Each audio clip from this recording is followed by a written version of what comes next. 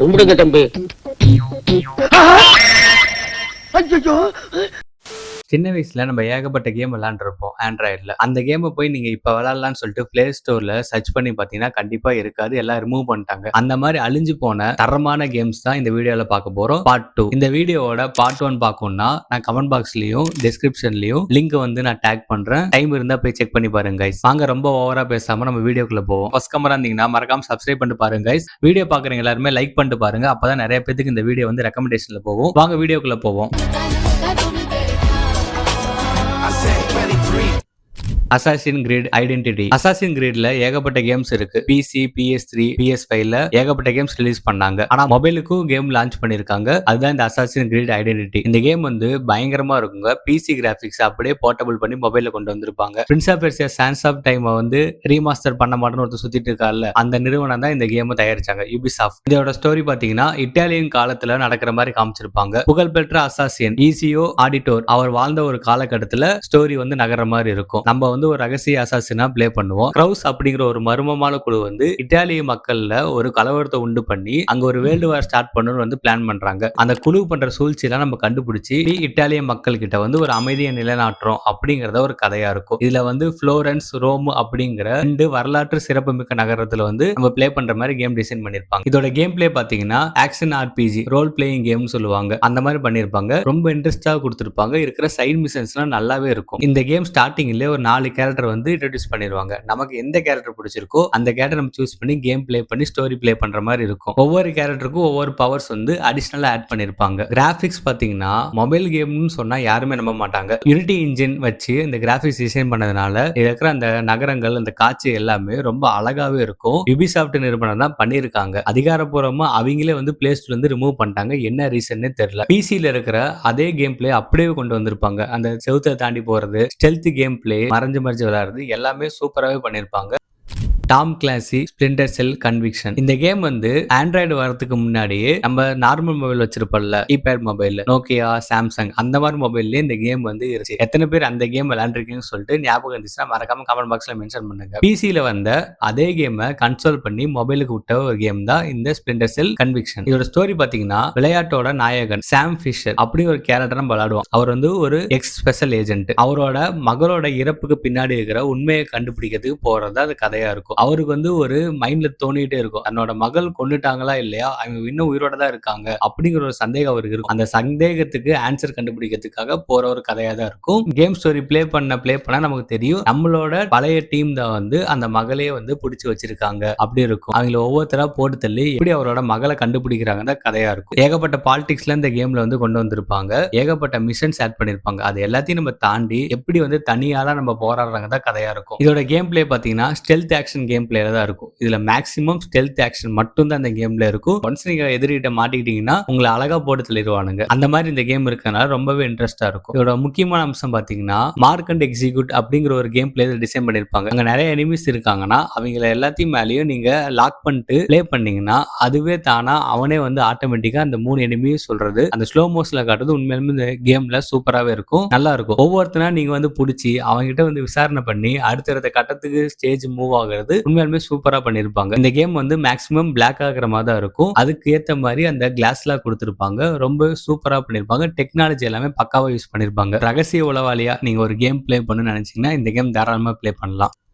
Wild blood. இந்த game தயாரிச்சது யார் தெரியுமா? Game loft. ஒரு மீம் இருக்கும் பாத்தீங்களா வடச்சனல்ல, எல்லாம் தெரிஞ்ச ஐட்டக்கார நீ விட்டு போறத ஃபர்ஸ்ட் டைம் பாக்குறேன்னு சொல்லிட்டு சொல்லுவார்ல, அந்த மீம் தான். தரமா கேம் ரிலீஸ் பண்ற நீங்க வந்து ஏன் வந்து உங்க கேமை நீங்க டெவலப் பண்ணாம போயிட்டீங்க அப்படிங்கறது ஒரு கேள்விக்குறியா தான் இருக்கு இந்த கேம் லாஃப்ட் நிறுவனம் மேல. ஓகே, வைல்டு பிளட் இந்த கேமோட ஸ்டோரி பாத்தீங்கன்னா 4 கேரக்டர் வந்து இந்த கேம்ல இருக்கும். பிரிட்டன் ஊரோட மன்னன் கிங் ஆர்த்தர், அவரோட தளபதி லான்சலாட், கிங் ஆர்த்தரோட ஒய்ஃப் கிவினியர், அதுக்கப்புறம் ஒரு மந்திரவாதி மோர்கனா. இந்த 4 கேரக்டருக்குள்ள நடக்கிற ஒரு பிரச்சனை தான் இந்த கதையா இருக்கும். அந்த மன்னரோட தளபதியும் மன்னரோட ஒய்ஃபும் கொஞ்சம் க்ளோஸா இருப்பாங்க. இதை பார்த்து யூஸ் பண்ணிக்கிட்ட அந்த மந்திரவாதி என்ன பண்ணுவானா, அவங்க 2 பேத்துக்குள்ள ஏதோ இருக்குன்னு சொல்லிட்டு நம்ம மன்னரை வந்து ரொம்ப ஏத்து விட்டுருவாங்க. அதனால மன்னர் வந்து இவர் மேல தளபதி மேல சந்தேகப்பட்டு தளபதி கொல்றதுக்கு பிளான் பண்ணுவாரு. அவரு ஒரு பயங்கரமான ஒரு வீரனா இருக்கிறதுனால என்ன பண்ணாலும் அவரை வந்து கொல்ல முடியாது. அதனால இந்த மந்திரவாதி கூட சேர்ந்து மந்திரவாதி ஒரு ஐடியா கொடுப்பாரு, நான் சொல்றதை நீ பண்ணினா அவனை ஈஸியா போட்டு தள்ளிடலாம்னு சொல்லிட்டு ஒரு ஐடியா கொடுப்பாங்க. அதனால அந்த மன்னர் வந்து அவரோட பேச்சை கேட்டு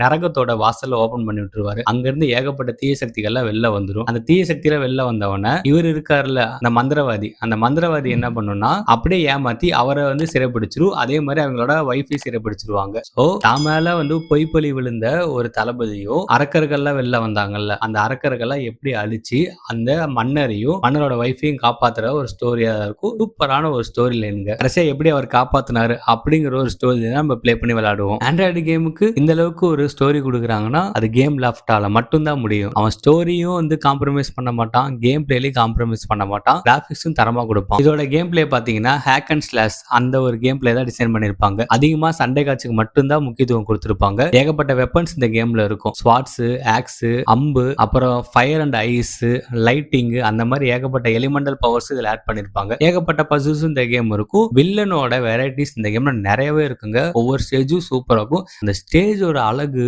செம்மையா டிசைன் பண்ணிருப்பாங்க இந்த கேம்ல. நீங்க பிளே பண்ணும்போது அந்த கேமோட அட்மாஸ்பியரை நீங்க வந்து சூப்பரா பார்க்கலாம். இந்த கேம்ல பயங்கரமாவே பண்ணிருப்பாங்க. பாஸ் பேட்டில்ஸ்லாம் பயங்கரமா இருக்கும். கடைசியா அந்த மந்திரவாதியோட சீன்ஸ்லாம் தரமா இருக்கும்.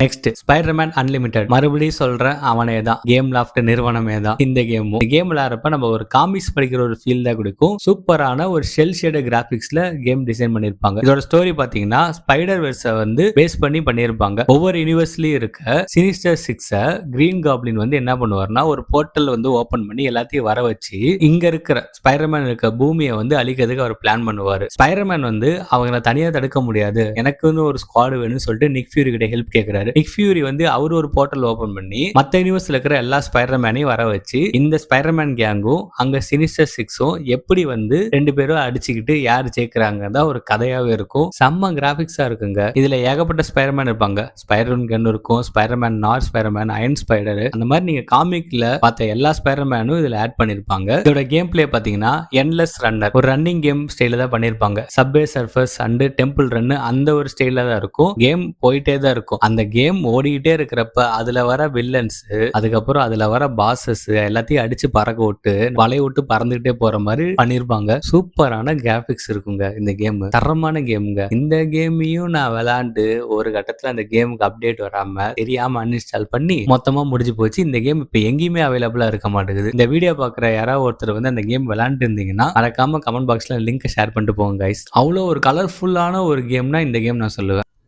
டெட் ட்ரிகர் 1 and 2 மேட் ஃபிங்கர்ங்கிற ஒரு கேம் நிறுவனம் தான் இந்த கேமை உருவாக்குனாங்க. இது வந்து FPS game play, first person shooter game பிளேல டிசைன் பண்ணிருப்பாங்க. இதோட ஸ்டோரி பாத்தீங்கன்னா 2012 ஒரு மர்மமான வைரஸ் தாக்குறதுனால உலகம் ஃபுல்லா எல்லாம் ஜாம்பியா மாறிடுறாங்க. அந்த இடத்துல அந்த ஜாம்பியில கொண்டு பாதி மக்கள் ஜாம்பியா மாறாம இருப்பாங்களா, அவங்க எல்லாம் எப்படி நம்ம காப்பாத்துறோம் அப்படிங்கிற ஒரு ஸ்டோரியா தான் இருக்கும். பெரிய அளவிலான ஒரு கதைலாம் கிடையாது. நம்ம சர்வை பண்றது அந்த கேமா இருக்கும். இந்த கேம் பிளே பாத்தீங்கன்னா ஜாம்பிஸை போட்டு அடிச்சு பறக்க விடுறது, சுடுறது அந்த மாதிரி தான் பண்ணிருப்பாங்க. நமக்கு தேவையான லைஃப் எடுத்துக்கிட்டு கன்ஸ்லாம் யூஸ் பண்ணி அந்த ஜாம்பிஸை எப்படி கொல்றது, அந்த ஜாம்பிஸோட தலைவனுங்க அந்த பாசஸ்ல எப்படி நம்ம கொண்டு அங்க இருக்கிற மக்கள் எல்லாத்தையும் நம்ம காப்பாத்தி ஒரு இடத்துல நம்ம வந்து அவங்கள வைக்கிறோம் அப்படிங்கறத ஒரு கதையா இருக்கும். கிராபிக்ஸ் ரொம்ப தரமா பண்ணிருப்பாங்க. ரொம்ப ரியலிஸ்டிக்கா இருக்கும். அந்த ஜாம்பிஸ் எல்லாமே ரத்தம் தெரிக்கிற மாதிரி ஆக்ஷன் சீக்வன்ஸ் இருக்கு. குயிக் டைம் மூவ்மெண்ட்ஸும் இந்த கேம்ல இருக்கு. ஒரு நல்ல ஒரு ஜாம்பி ஷூட்டர் நீங்க விளையாடணும்னா இந்த கேம் நீங்க மஸ்ட் ட்ரை பண்ணலாம். ஏன்னா இப்ப வர ஜாம்பிஸ் கேம்ஸ்லாம் அந்த அளவுக்கு பெருசா பிளே ஸ்டோர்ல இருக்கான்னு தெரியல. ஆனா ஒரு காலத்துல ஜாம்பிஸ் கேம்ஸ்க்கு ஏகப்பட்ட கேம்ஸ் அங்க இருந்துச்சு. அதுல ஒரு பெஸ்ட் கேம்னா இந்த கேம் தான்.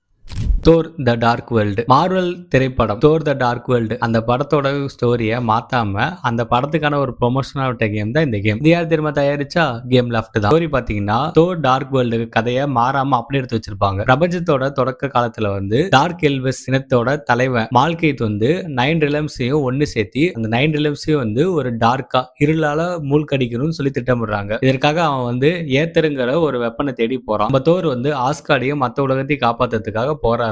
அவருக்கு உதவியா லோக்கி இருப்பாங்க. லோக்கியாவும் நம்ம இந்த கேம்ல வந்து கேம் பிளே மாதிரி இருக்கும். ஒரு சூப்பரான ஆக்ஷன் கேம்ஸ். இதுல வர ஏகப்பட்ட பாசஸ், அந்த சின்ன சின்ன எனிமீஸ் எல்லாம் அடிச்சு பறக்க விட்டு கடைசியா போய் அவனை எப்படி நம்ம கொல்றோம், மால்கித்தை எப்படி கொல்றங்கதா ஒரு கதையா இருக்கும். இதோட கேம் பிளே பாத்தீங்கன்னா top down action RPG game. மேல கேமராங்கள் வச்சிருப்பாங்கல்ல அந்த மாதிரி ஒரு கேம் பிளே டிசைன் பண்ணிருப்பாங்க. இந்த கேம்ல மியால்னர் வெப்பன் வந்து கொடுத்திருப்பாங்க. அதை வச்சு நம்ம பயங்கரமா லைட்டிங் பவர்ஸ் யூஸ் பண்ணி அடிச்சு பறக்க விட்டுட்டு இருக்கலாம். கேம்ஸ்ல வந்து வெப்பன் அப்கிரேட் சிஸ்டம் இருக்கும். அதனால ஒவ்வொரு டைம் நம்மளோட மியால்னர் வெப்பனை வந்து அப்கிரேட் பண்றப்ப ஒவ்வொரு பவர் அன்லாக் ஆகும். லைட்னிங் பவர்ல கொஞ்சம் அப்கிரேட் ஆகி வரும். எல்லாமே சூப்பராக இருக்கும். ஏகப்பட்ட மிஷன்ஸ் இந்த கேம்ல இருக்கும். அது எல்லாமே ஸ்டோரியோட கனெக்ட் ஆயிருக்கும். சூப்பரா இருக்கும். தரமான ஒரு மார்வல் கேம் தான்.